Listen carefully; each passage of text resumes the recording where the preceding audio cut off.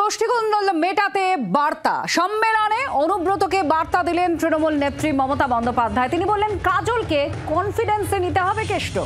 সম্মেলনে কেষ্টকে বার্তা দিয়েছেন মমতা বন্দ্যোপাধ্যায় এবং জেলায় জেলায় সর্বত্রই কোন্দল মেটাতেও কড়া বার্তা মমতা বন্দ্যোপাধ্যায়।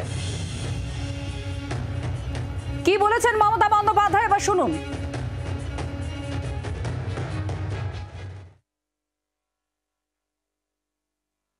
আমি বীরভূমকে রাখিনি, তার কারণ বীরভূমে যারা আছে তারা নিজেদের মতো করে তাদের কোর কমিটি আছে, কোর কমিটি নিয়ে করবে সবাইকে নিয়ে। কেষ্ট কাউকে কিন্তু বাদ দেওয়া যাবে না, কাজলকেও কনফিডেন্সে নিতে হবে, আশিস দাকে আর শতাব্দীকেও মাঝে মাঝে ডেকে নেবে, কাজেই সবাই মিলে করবে।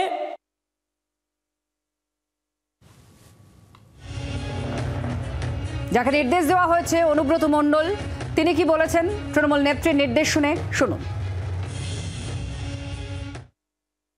মমতা ব্যানার্জি যা বলেছে তাই করবে, সব মানুষ তাই করবে।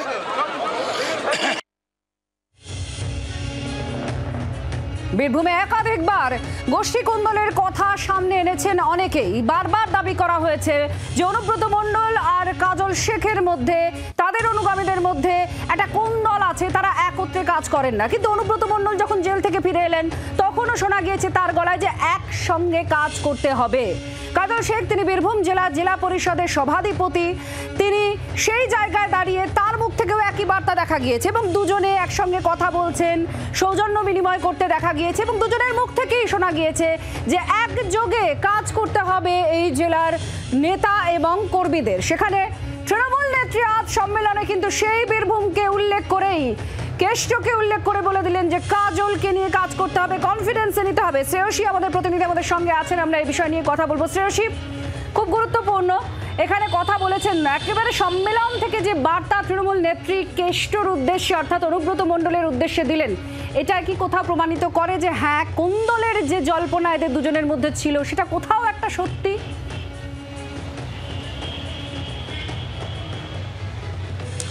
দেখো, এটা একটা জিনিস এবং সব বলা যেতে পারে যে তৃণমূল নেত্রীর এই বার্তা কিন্তু শুধুমাত্র বীরভূমের জন্য নয়, বরঞ্চ গোটা রাজ্য জুড়ে একটাই কিন্তু বার্তা দিল এবং সেটা স্পষ্ট করলো তার মনোভাব যে কোনো অন্তর্দ্বন্দ্ব দলে চলবে না।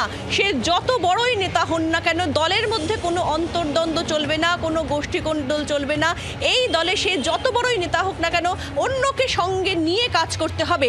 আমরা জানি যে বীরভূমের ক্ষেত্রে কিন্তু অনুব্রত মণ্ডল তিনি জেলে যাওয়ার পরেও কিন্তু কার্যত তাকে সভাপতি পদ থেকে সরাননি তৃণমূল নেত্রী, বরঞ্চ বরাবর তাকে সাপোর্ট করে গেছেন এবং সেক্ষেত্রে তাকে অন্যায়ভাবে ফাঁসানো হয়েছে, এই ধরনের নানান বক্তব্য তিনি প্রকাশ্যে বলেছেন। অর্থাৎ স্পষ্টত কিন্তু অনুব্রত মণ্ডলের পাশে দাঁড়িয়েছেন তিনি বরাবর। কিন্তু এক্ষেত্রে দল পরিচালনার ক্ষেত্রে আমরা দেখেছিলাম যে গত কয়েকটা মাস ধরে অনুব্রত মণ্ডল আসার পর থেকে কিন্তু আবার একটা নতুন করে প্রবলেমের জায়গা বীরভূমে বা বিভিন্ন সময় বিভিন্ন খবরে উঠে আসছে যে এক্ষেত্রে একটা গোষ্ঠী দ্বন্দ্বের পরিবেশ তৈরি হচ্ছে, যেখানে কাজল শেখ বনাম অনুব্রত মণ্ডল এরকম একটা পরিবেশ তৈরি হচ্ছে। সেই জায়গা থেকে দাঁড়িয়েই কিন্তু কার্যত নেত্রীর স্পষ্ট বার্তা, যেখানে তিনি অনুব্রত মণ্ডলকে বলছেন, কোন অনুব্রত মণ্ডল, যে অনুব্রত মণ্ডল অ্যারেস্ট হওয়ার পরে কিন্তু তিনি বারবার প্রকাশ্যে তার পাশে দাঁড়িয়েছেন, কিন্তু সেই অনুব্রত মণ্ডলকেই তিনি বলছেন যে কাজল শেখকে কনফিডেন্সে নিয়ে কাজ করতে হবে। সেই অনুব্রত মণ্ডলকে তিনি বলছেন যে প্রয়োজন হলে কাজের সময় শতাব্দী এবং আশিস বন্দ্যোপাধ্যায়কে ডাকতে হবে। অর্থাৎ দলের ক্ষেত্রে কিন্তু তার ব্যক্তিগতভাবে তিনি কারোর পাশে দাঁড়াতে পারেন, কাউকে সমর্থন করতে পারেন, ভালোবাসতে পারেন, কিন্তু দলের ক্ষেত্রে কিন্তু কোনো অন্তর্দ্বন্দ্ব বা গোষ্ঠী দ্বন্দ্ব চলবে না। সেই বার্তাই তিনি দিচ্ছেন, যখন তিনি অনুব্রত মণ্ডলকেও কিন্তু কার্যত বলা যেতে পারে তিনি সতর্ক করছেন বা বলছেন। অনেক ধন্যবাদ শ্রেয়সী। আমাদের প্রতিনিধি জানাচ্ছিলেন যে মমতা বন্দ্যোপাধ্যায় ঠিক কি বার্তা আজকে দিয়েছেন এবং বিশেষভাবে এই গোষ্ঠী কোন্দলের জায়গা যখনই চর্চায় এসেছে, বীরভূম চর্চায় এসেছে অনুব্রত মণ্ডল বনাম কাজল শেখ, এই দুটো নাম। কিন্তু তার মধ্যে আজকে এই সম্মেলনে দাঁড়িয়ে পরিষ্কার তৃণমূল নেত্রী বললেন একসঙ্গে কাজ করতে হবে, ঐক্যবদ্ধ হয়ে কাজ করতে হবে এবং অনুব্রত মণ্ডলকে বললেন কাজল শেখকে কনফিডেন্সে নিয়ে কাজ করতে হবে, বাকিদের সঙ্গে নিয়ে বীরভূমে একযোগে চলতে হবে। কি বলেছেন এবার কাজল শেখ এই নিয়ে শুনুন। দিদির কথাই শেষ কথা, আমরা দলের সৈনিক, মমতা বন্দ্যোপাধ্যায় একজন নির্ভীক সৈনিক হিসাবে কাজ করি, দিদি যেভাবে বলেন সেভাবেই চলি। বীরভূম জেলা আমাদের মধ্যে কোনো দ্বন্দ্ব নেই, এটা মিডিয়ার একটা সৃষ্টি করা দ্বন্দ্ব। আমরা এক জায়গাতে আছি। বীরভূম জেলায় একটা গ্রুপ আছে, মমতা বন্দ্যোপাধ্যায় গ্রুপ।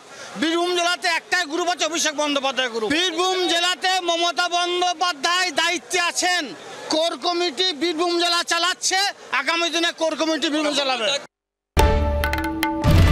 বাংলার আওয়াজ, বাঙালির আবেগ, জি 24 ঘন্টা।